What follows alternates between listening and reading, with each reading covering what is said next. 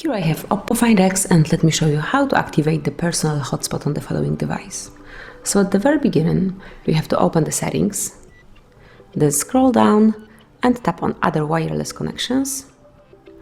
And here just go to Personal Hotspot, which is under tethering.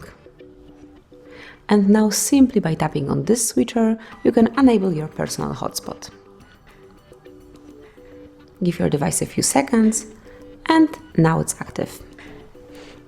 Now you can set up your personal hotspot, so just tap on Personal Hotspot Settings. And here you can change your network name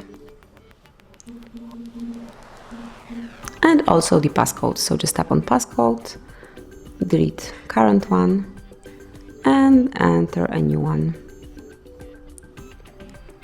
Once it's done, just tap on Save. And that's it. If you'd like to disable your personal hotspot, just tap on the same icon as in the beginning. And now it's turned off. That's it. Thanks for watching, please subscribe our channel and leave the thumbs up.